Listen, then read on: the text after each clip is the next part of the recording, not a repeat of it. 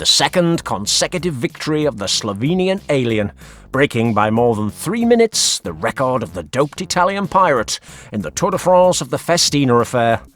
We have just seen the best climbing performance of all time. There, I've said it. And of course, it's all been done in a clean and totally credible way. For this is the cycling we deserve. Our beloved Danish anchovy moving his best watts ever shows that he certainly has the balls to attack and try to make the Moonlight Machin disciples sweat. But it's proving absolutely impossible to beat those slimy green globules. Focus in Evenepoel is fighting for third place, but he's said goodbye to the yellow jersey, one which has found its final wearer for the third Tour de France win. And meanwhile, Juan Ayuso applauds at home in Andorra, this exhibition of his Slovenian leader. This has been the Queen stage of the Pyrenees. Subscribe for more videos, and don't touch that dial, for now the show begins. We woke up to a Charlie Hebdo cover at L'Equipe, with a totally unleashed Pogi celebrating having beaten the record of the doped Lance Armstrong in Plateau de Beille, and they were playing with force and farce in the headlines. And this is not without reason, because with the almost 7 watts per kilo established by the Slovenian alien on such a hard pass as the Saint-Lary-Soulon, after already having climbed a colossus like the Tourmalet at a good pace, well, it's typical of true mutants. Not the Hulk that Dracula's disciple imitates so well in his finish line celebrations, but rather those space beings that Arnold had to face in Total Recall, or the kind of guy capable of overcoming 7 levels of security to take a shot at Donald Trump.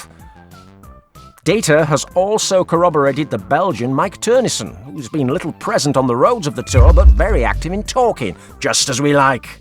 His friend, the grandson of the doped winner on that summit in 1974, told him that he's been getting into numerous breakaways in this Tour with some really good wattage figures, almost like those of his hilarious victory at Paris-Roubaix, and yet he's barely been able to take advantage of the peloton in breakaways of more than 10 men.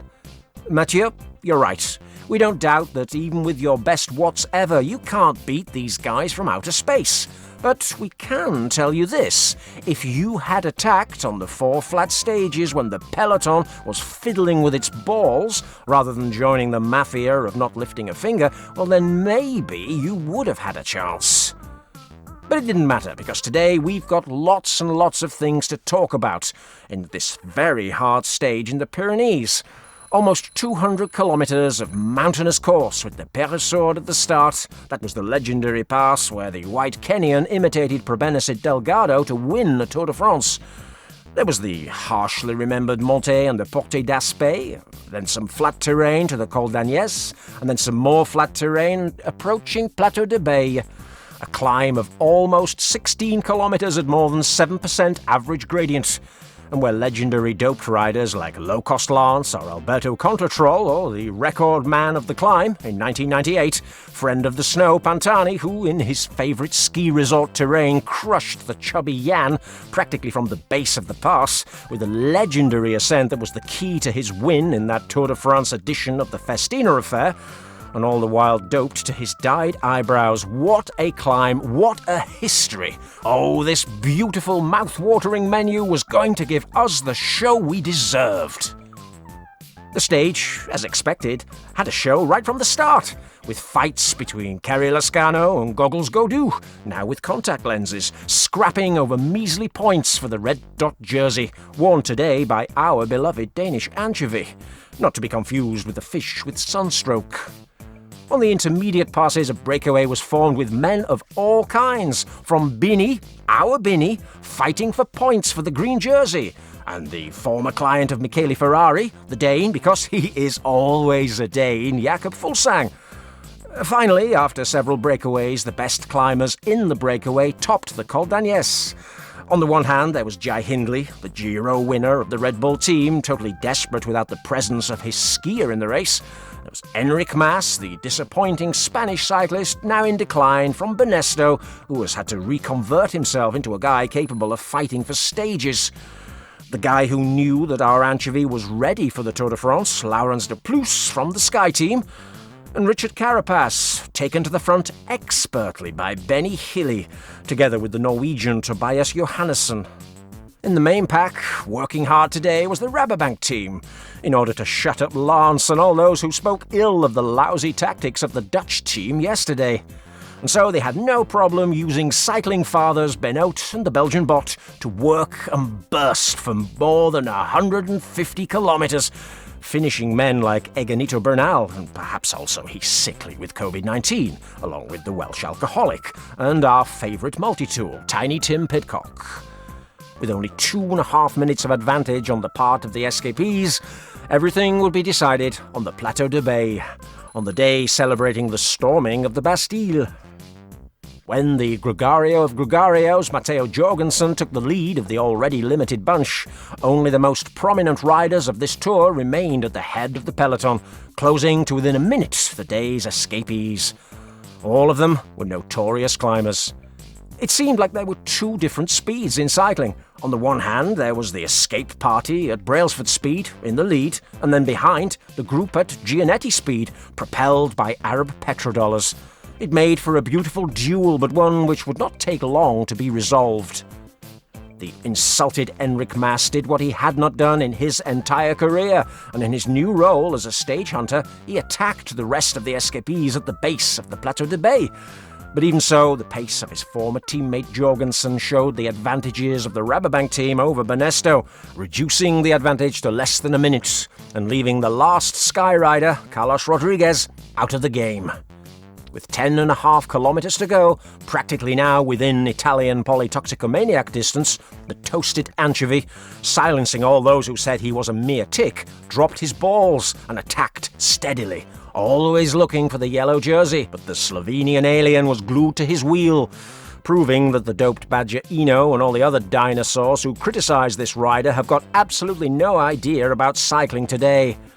In less than 1 minute, they caught the oft-insulted Mas and Piccolo's friend Carapaz, and the top two overall were now on their way to victory and the 1998 doped climbing record. After the two big monsters, focusing Evenepoel looked the best of the rest, showing incredible consistency that still needs a little improvement. Perhaps under Red Bull's care in 2025 it will occur. He was trying to keep up with the hellish pace of the clean but suspicious riders who have dominated La Grande Boucle for the past 4 years, but inevitably he could not do it. We saw an anchovy with his best watts of all time, in top form despite the pneumothorax. Well, in technical terms, he was working his arse off, while a very sober Pogi was right behind him, glued to his wheel without doing a single turn, just like a good tick, something he criticised Jonas for being just a few days earlier. However, this tactic was the right one, and without wanting to humiliate his generational rival, he attacked rather gently with 5 kilometres to go, and then went straight on to the finish line. The gap was already more than 1 minute over focusing. Pogi took the full advantage of that physical condition that both he and Erskine have had for these last few weeks. He made it count, albeit at a steady pace. A Riconian pace, perhaps you could say. Pogi's need to prove that he is the alpha male of the peloton in 2024 is undiminished. There's no doubt that he is going straight for his 3rd Tour de France victory at the age of 25. The race was over. The Slovenian was speeding towards his 9th Grand Tour stage win in the space of just 2 months. And he was increasing the gap metre by metre over his defeated Danish nemesis.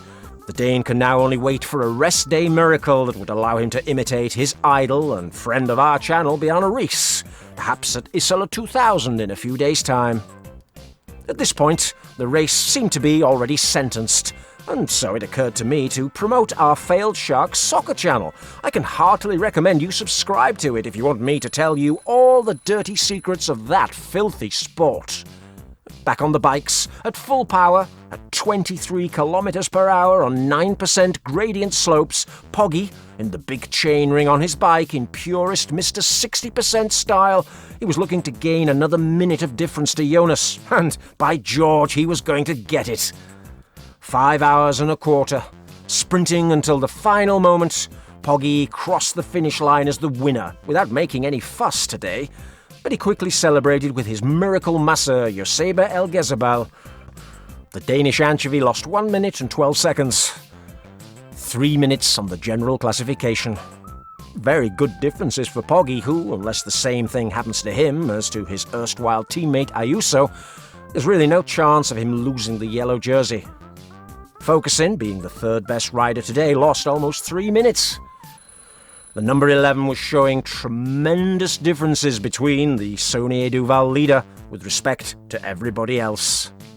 His BFF came in at 4 minutes difference in 4th place, and the others, well, they mattered little. The record of the doped Pantani, doped with EPO and blood transfusions and growth hormones in 1998, was surpassed by more than 3 minutes by the clean Pogi, 26 years later. Dropping the time below 40 minutes, and this after 190 kilometres of hard stage, and after all the hard work that these clean riders have been doing all this week. It's absolutely amazing. With more than 3 minutes to the anchovy and more than 5 minutes to focusing, the general classification looks settled, doesn't it? Done and dusted. A tour of shame, you could say. Another one. But still, you can follow it, as always, on this humble channel. And while you're here, check out the video on the screen. You'll love it.